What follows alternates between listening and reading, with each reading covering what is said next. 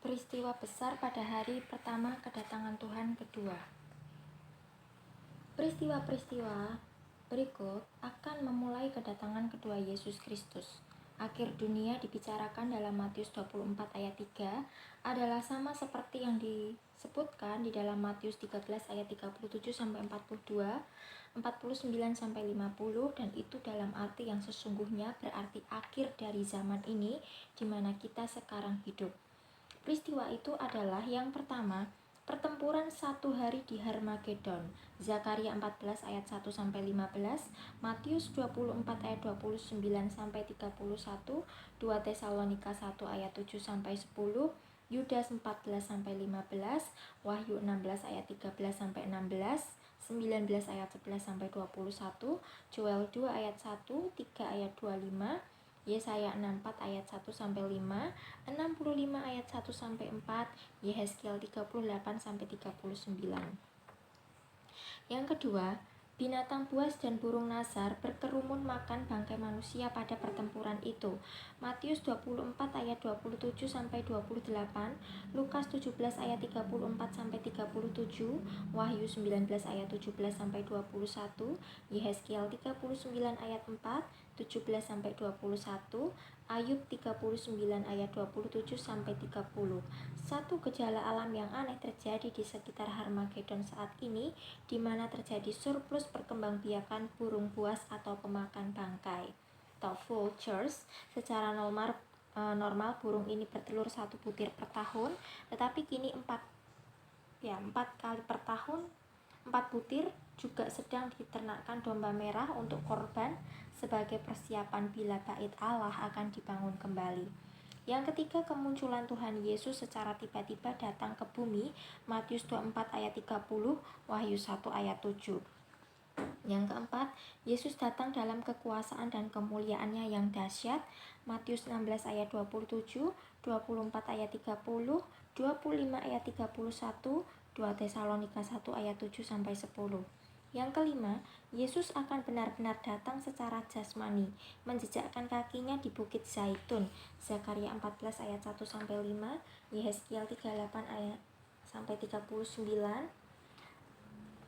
Yesaya 63 ayat 1 sampai 5, 64 ayat 1 sampai 5, Yoel 2 sampai 3, 2 Tesalonika 1 ayat 7 sampai 10, Yudas 14 sampai 15, Wahyu 19 ayat 11 sampai 21.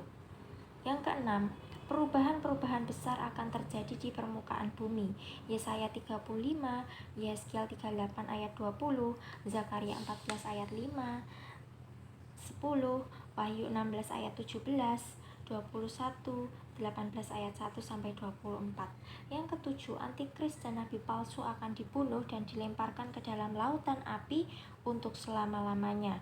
Daniel 7 ayat 11, 2 Tesalonika 2 ayat 7 sampai 8, Wahyu 19 ayat 20, 20 ayat 10. Yang kedelapan, setan, tentara-tentaranya, dan iblis-iblis akan dilemparkan ke neraka atau lubang tak berdasar selama 1000 tahun. Wahyu 20 ayat 3, 7 ayat 10, Yesaya 24 ayat 21 sampai 23. Yang kesembilan, semua bangsa Israel akan dilahirkan kembali dalam satu hari. Roma 11 ayat 25 sampai 29, Zakaria 12 ayat 10 sampai 13, Yesaya 44 ayat 21 sampai 23, 45 ayat 8, 17, 46 ayat 13, 51 ayat 6, 59 ayat 21, 62 ayat 11, Yesaya 66 ayat 7 sampai 8. Yang ke-10, Tuhan akan memberikan kepada Israel ke-6 hal yang dijanjikan kepada mereka pada ke-70 minggu. Daniel 9 ayat 24 sampai 27. Yang ke-11, zaman ini akan berakhir. Matius 12 ayat 31 sampai 32, 24 ayat 14, 29 sampai 31, Matius 25 ayat 31 sampai 46, Lukas 20 ayat 35, Efesus 1 ayat 10, 2 ayat 7, 3 ayat 11, Wahyu 19 ayat 11 sampai 21, 20 ayat 1 sampai 10. Yang ke-12, zaman bangsa-bangsa kafir akan berakhir. Daniel 9 ayat 27, 12 ayat 1-7, Matius 24 ayat 31, Lukas 21 ayat 24, Wahyu 11 ayat 1-2. Yang ke-13, masa aniaya besar akan berakhir. Daniel 9 ayat 27, 12 ayat 1-7, Matius 24 ayat 15-22, 29-31, Wahyu 11 ayat 1-2. Yang ke-14, minggu ke-70 dari Daniel akan berakhir. Daniel 9 ayat 24-27, Matius 24 ayat 15-22, Matius 24 ayat 29-31, Wahyu 19 ayat 11-21, Lukas 21 ayat 24. Masuk ke bab 3, periode waktu. Daniel 12 ayat 7-13. Yang pertama, 1 masa, 2 masa, dan setengah masa. Ayat 7 sama dengan 1260 hari, yakni setengah dari 1 kali 7 masa. Akhir minggu ke-70 Daniel. Daniel 7 ayat 25, 9 ayat 27, Wahyu 11 ayat 1-3, 12 ayat 6, 14, 13 ayat 5. Yang kedua, 1290 hari. Ayat 11, 1290 hari menunjukkan adanya tambahan 30 hari yang digunakan untuk pembersihan kawasan lembah Megido dari mayat tentara dengan memanfaatkan burung nazar untuk memakan dagingnya. Wahyu 19 ayat 17-21, untuk membersihkan bait Allah di Yerusalem dan persiapan untuk membangun bait Allah oleh Yesus sendiri. Zakaria 6 ayat 12-13.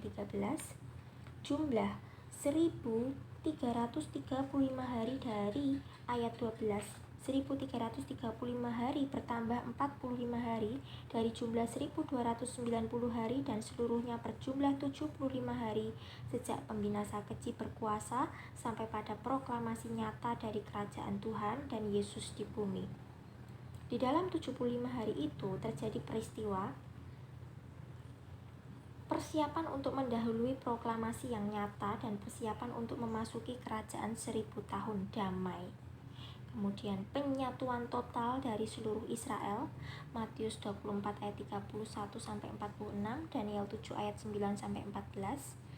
Kemudian pengumpulan bangsa-bangsa kepada pengadilan bangsa-bangsa.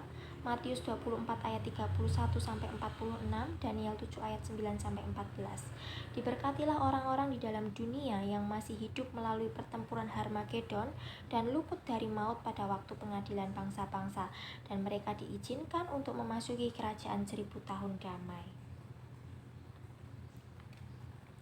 Akan terjadi pada akhir zaman. Dari pelajaran sebelumnya menunjukkan bahwa bulan Januari tahun 2000 pemerintahan kerajaan 1000 tahun yang diperintah Tuhan Yesus Kristus dimulai. Berdasarkan wahyu, melalui firman Tuhan dalam kitab Daniel dan Wahyu yang sudah kita bahas sebelumnya, kemungkinan kedatangannya di awan-awan atau rapture itu bisa terjadi pada sekitar bulan Oktober 1992. Hal ini didukung oleh nubuatan 7 hari raya Israel, yaitu pada saat mereka merayakan hari raya peniupan sangkakala yang akan jatuh pada bulan Oktober, bulan Tishri Yahudi, yang dipercayai oleh banyak penyelidik Alkitab sebagai saat terjadinya peristiwa pengangkatan atau rapture. Tahun 1992, bangsa Israel yang sudah berkumpul kembali akan merayakan hari raya sangkakala secara besar-besaran. Akhir-akhir ini, banyak nubuatan di seluruh dunia menyatakan bahwa kedatangan Tuhan Yesus di awan-awan permai untuk menjemput gerejanya akan terjadi bulan Oktober 1992. Alkitab mengatakan agar kita jangan padamkan roh dan jangan anggap rendah nubuat. Ujilah segala sesuatu dan peganglah yang baik. 1 Tesalonika 5 ayat 19-22. Jika demikian waktunya sudah singkat, mari kita lebih berjaga-jaga, tetapi jangan menunggu sampai tahun 1992 atau lebih, tetapi anggaplah sesaat lagi akan terjadi pengangkatan. Pada tahun-tahun di hadapan kita, kemungkinan pengangkatan bisa terjadi sewaktu-waktu. Sekalipun banyak orang belum menerima Injil keselamatan, pengangkatan pasti akan segera terjadi. Jika Allah sudah memilih bangsa Israel pada mulanya, maka pada penutup zaman bangsa-bangsa ini, Allah juga akan memakai bangsa ini untuk menyelesaikan pemberitaan Injil yang belum terjangkau oleh gereja. Karena gereja harus diangkat untuk membantu Tuhan Yesus mengelola 7 tahun masa kesusahan di bumi.